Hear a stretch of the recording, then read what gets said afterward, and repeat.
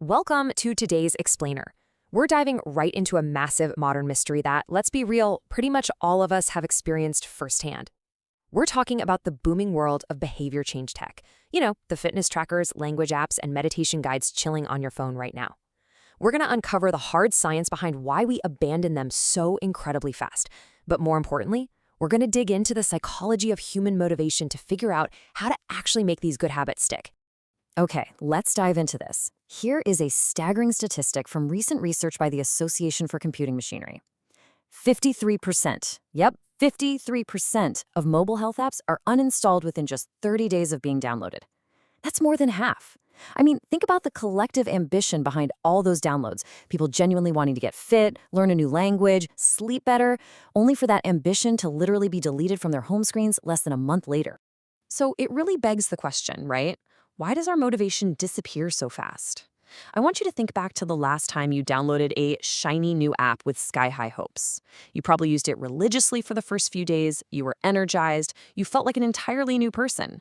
And then, well, the notifications started piling up, maybe you missed a day, you kind of got bored, and eventually you just stopped opening it altogether. What exactly is going on in our brains when this happens? It's a fascinating psychological mystery. To really wrap our heads around this, we first need to look at the sheer scale of the behavior change tech boom. Right now, there are over 350,000 mobile health apps out there. They're being used by over 500 million people seeking personal betterment. 500 million. From Duolingo to Fitbit, these things are absolutely everywhere. But as studies reveal, our initial use is almost always driven by a mere novelty effect.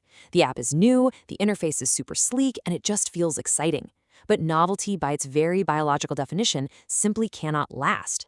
Which brings us to the first villain of our story. It's a psychological concept known as hedonic adaptation, sometimes called the hedonic treadmill. This is essentially the evolutionary tendency for humans to quickly get used to things, both good and bad events.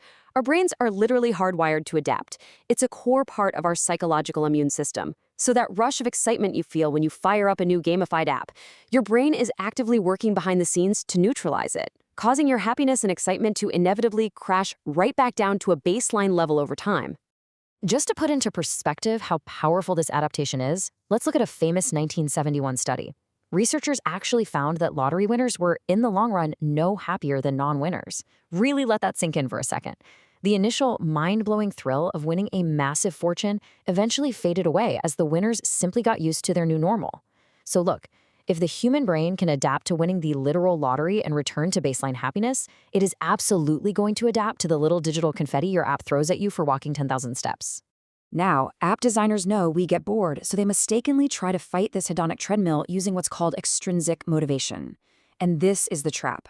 Apps start relying heavily on push notifications, artificial rewards, and daily streaks.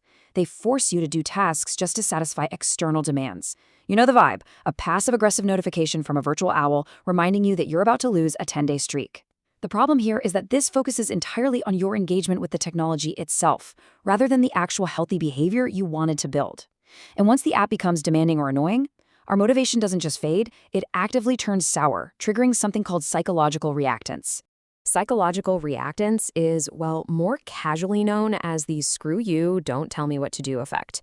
It is that super stubborn, unpleasant feeling you get when your phone buzzes for the 5th time, demanding that you drink a glass of water or practice your Spanish.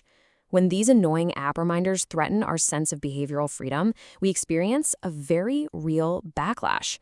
We might intentionally ignore the app or even delete it out of pure spite just to prove to ourselves that we're still the ones in control of our own lives.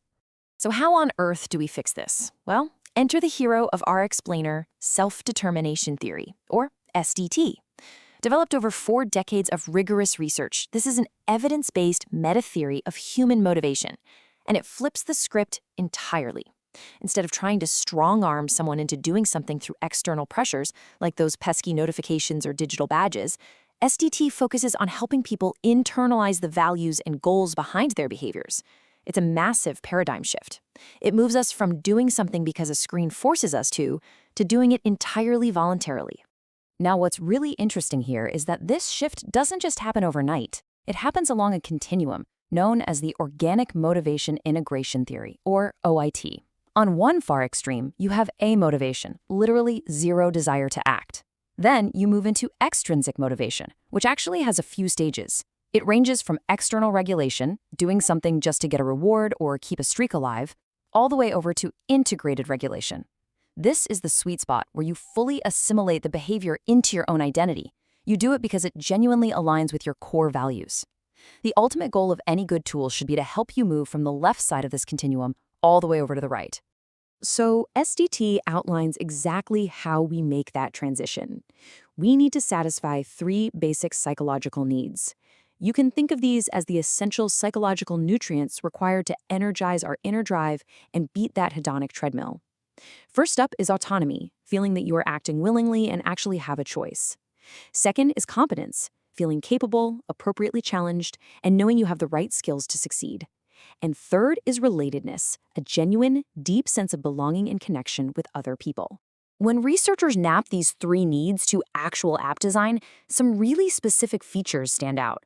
For instance, when we look at autonomy, instead of trapping you in rigid streaks, successful apps give you agency through dynamic goal setting and offering flexible ways to achieve them. For competence, it's really not about throwing cheap rewards at you. It's about offering clear progress tracking and prompting genuine self-reflection. And for relatedness, true connection means moving way beyond those artificial, stress-inducing leaderboards to foster features like meaningful cooperation with friends or even real human assistance. Okay, so how do we actively combat our brain's natural tendency to just get bored? We can actually use the HAP model, which stands for Hedonic Adaptation Prevention. This model relies on 2 core strategies to keep our goals alive and kicking: variety and appreciation. Variety means actively injecting surprise into your routine so your brain doesn't completely adapt. Change up your workout or shift your learning methods. And appreciation means actively reflecting on and being mindful of the progress you've made, rather than just blindly sprinting forward toward the next digital badge. So the crucial point is this contrast right here: extrinsic engagement versus intrinsic integration. Look, a lot of modern technology is designed purely for extrinsic engagement. They want you addicted to their satisfying interface, their constant notifications, and their endless streaks. But true sustained behavior change, intrinsic integration, means internalizing the ultimate value of the target behavior into your own life so deeply that eventually you might not even need the app anymore. Your motivation comes from within, not from a push notification. Which leaves us with a pretty critical question to reflect on today. As we navigate this incredibly crowded landscape of digital self-improvement, I want you to take a hard look at your own habits. Who is really in control of your goals? Are your actions self-determined, driven by your own values and your own need for growth? Or are they being externally controlled by the blinking screens in your pocket? The science shows that taking your autonomy back is truly the only real way to win. Thank you so much for joining me for this explainer, and I hope you take these insights into your next big goal.